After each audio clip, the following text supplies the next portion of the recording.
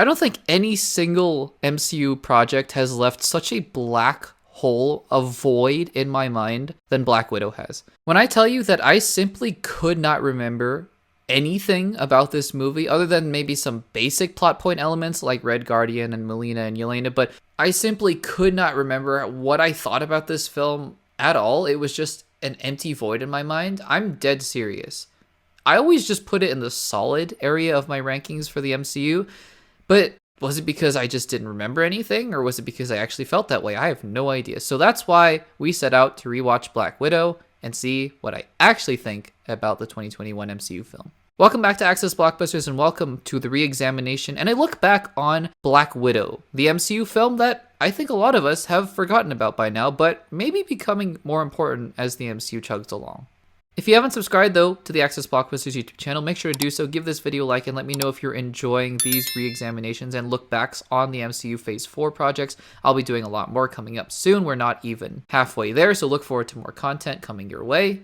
And as I did with the first videos of this look back on the MCU Phase 4, we're going to be splitting this video into 3 parts. The first part is the context, the background about this film, the time that it was coming out, what I thought about the film the first time I saw it, and what I was thinking about leading up to the film with the rewatch, which, spoiler alert, you just kind of heard. And then the second part is not going to be a play-by-play of the film, but I will be going through most of the major story plot points and then talking about my thoughts on some of the things I liked, some of the things I didn't like, and what changed upon my rewatch. That's part 3.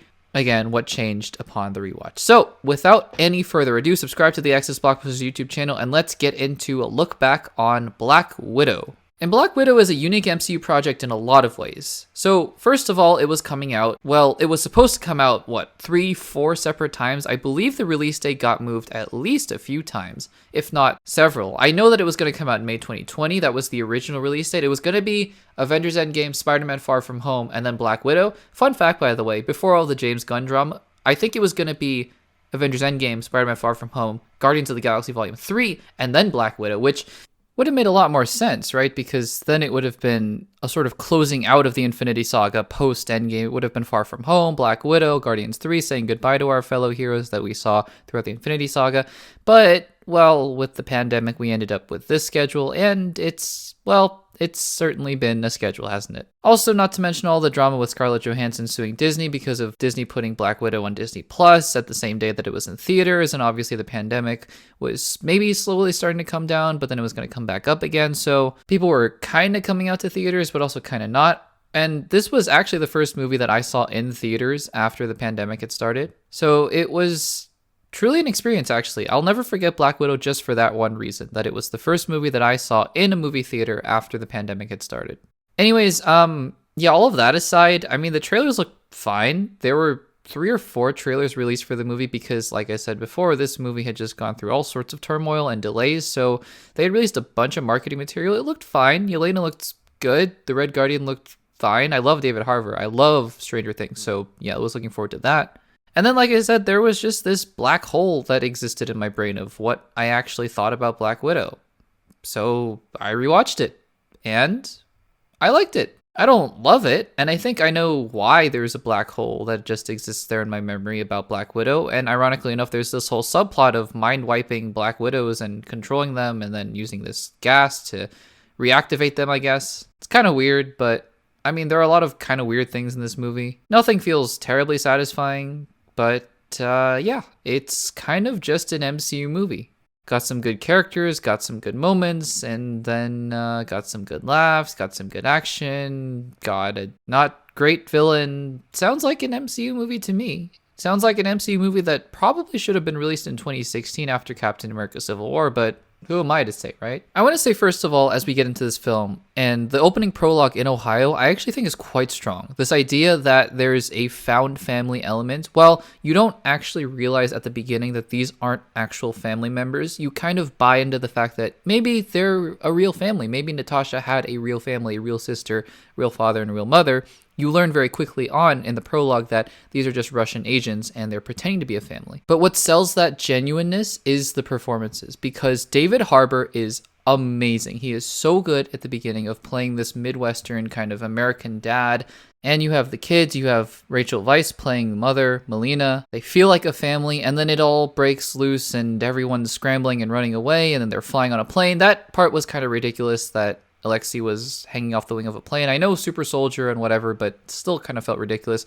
It's this breaking down of the idea of found family and kind of shattering the conceptions of, well, we were forced to be together. Are we an actual family? Can we recognize the bonds that we had? I think that's the strongest part of this movie. The moments where these characters choose to focus on the found family elements and just family in general. I keep saying, I've said family so many times in this video, more than Vin Diesel has in a Fast and Furious movie, by the way. But that's where the movie really shines. There's a scene later, I guess I'm jumping ahead now, but there's a scene much later at the dinner table where Natasha, Yelena, and Alexei are at Melina's farm. And the scene where Yelena just breaks down and says, "It was real to me. This family was real to me. Stop pretending like it wasn't." Natasha, who is just so cold and turned off by the world and all this kind of stuff, she says, no, that none of it was real. And Alexei and Melina are clearly just pretending and having fun for their own sakes. But then you have Yelena, the younger sister, who was so young at the time of the prologue. And at the dinner table, she says, "It was real to me." And I think that is so incredibly profound, actually. And I think that Florence Pugh, obviously, is a fantastic actress, and she sells that moment. So when this film is focusing on that, it's quite good, actually. There is a lot of emotion that could have been mined there. Unfortunately, the movie doesn't really focus on it that much, but it's there, and, well, it makes the movie stronger than, I guess, Thor: The Dark World, for example, so it has that going for it.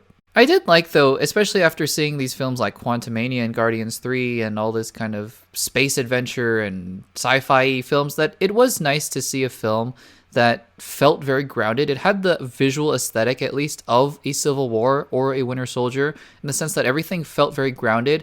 Even the parts that were up in this floating sky base, a little more sci-fi, granted, but still felt more grounded than a lot of other parts of the MCU. When the building explodes and everyone's just flying through the air, obviously that part, yeah, that was kind of crazy. There are a surprising amount of moments, by the way, in this movie where you have to suspend your disbelief. And when Natasha is just hurtling down towards the ground amongst a bunch of debris, that's certainly one of them. Speaking of Natasha, Scarlett Johansson, she's always good in the role. She was never my favorite Avenger, but she was always a welcome addition to any MCU project that she had been in before, and she is certainly very, very capable of handling her own film. I'm just so shocked that this had not happened before. I mean, I can only speculate there were other reasons behind the scenes, but whatever the case may have been, she is more than up for the task of leading her own film, and she does a great job as always. Like I said, though, their action scenes are solid. The ones in Budapest, very cool. Taskmaster's action, pretty cool. There are a couple other dumb things that kind of outweigh the more interesting and engaging parts of the film. For example, the first dumb thing, like I mentioned before, is the whole mind control thing.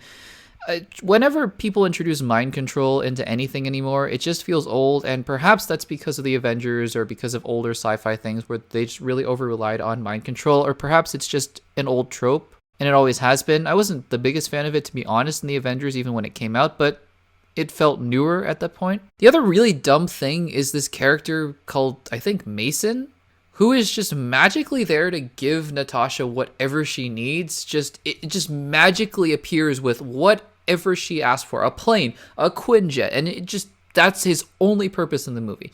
If that isn't lazy writing, I don't know what is. Other questionable things, the Taskmaster identity. Look, I'm on record of saying that I don't think this is actually a bad twist. I think it makes sense in the context of the story, and I stand by that. I think actually if you look at the film through the lens of Dreykov as the villain, though, Dreykov is not particularly a strong villain. He's a very sniveling kind of Russian bad guy, and yeah, I mean, it works, but we've seen this probably 1,000 times before. And the other thing that's questionable to me is that Black Widows in this film seem to be superhuman. There are just scenes where they're falling off buildings, like when Yelena and Natasha are having that chase scene throughout the city, somewhere in Europe, I think. But they're just having this chase scene, and then they fall off entire buildings and land. I think one time Natasha lands squarely on her back after falling what looks like 3 or 4 stories under the ground and just gets up. Whenever Natasha fights Taskmaster, she seems fine. Whenever Natasha is falling from, I don't know, a hurtling sky base into the ground, she seems fine. Other Black Widows seem like they can sustain all kinds of injuries. Are we meant to believe they're superhuman? Also, the pheromone thing where Natasha can't hit Dreykov because of the pheromones, but then she can, that's interesting, I think. And look, I feel like this entire review has been just me nitpicking, and I'm not nitpicking for the sake of nitpicking. These are just the things that stand out to me upon rewatch, because let's be honest, right? To me, the story is not the memorable part of this movie. If I were to just retrace this story step by step, kind of like I did with the Loki rewatch and reexamination, it wouldn't be that interesting because nothing actually happens. Like, Natasha kind of meets up with Yelena, and there's this mind control plot, and then they kind of find the Red Room, and then they fight Dreykov and Taskmaster, and that's about it. The interesting things are what the characters are doing, I guess, and introducing Yelena. I enjoy David Harbour's Alexei quite a lot. I think that he brings his usual charisma and charm to the role, while also kind of being a big baby and a little sadistic and a little bit egotistical. Let's be honest, very egotistical. Melina, Rachel Weisz's Melina is okay. She's in the film. She's a great actress, but, you know, she's in the film is what I can say about that. And then that's about it. So, I mean, at the end of the day, has my opinion on Black Widow changed that much? Well, I think I like it a little bit more, but to be honest, I will probably forget about it in a little bit, and it'll just kind of sit towards the bottom middle of my rankings for a good little while until I watch it again eventually in maybe 5 or 6 years, and then I remember, oh yeah, there are some good things in this movie. One thing I will say as we enter this part 3 of how my opinion has changed, the one thing I will take away from this movie, though, that I didn't take away before, and I will remember this now going forward, because Florence Pugh is a champion. Florence Pugh is fantastic, and that scene at the dinner table, I mean, if you haven't seen that scene in a while, go rewatch it on YouTube, because when she is sitting there and she says, "It was real to me," that hits. Somehow, that scene rises above the rest, and that hits. So, I mean, I guess it's great that we get more Florence Pugh in the MCU, because she clearly deserved it. As for Natasha, well, I think it's a fitting goodbye. This movie is not bad at all. I just wish it came sooner. And I know that that's really not something that I can help because it came out in 2021 instead of 2016, or even in 2020 for that matter. But it came out when it came out, and then it was over. And we all said goodbye to Natasha, and now the character is gone.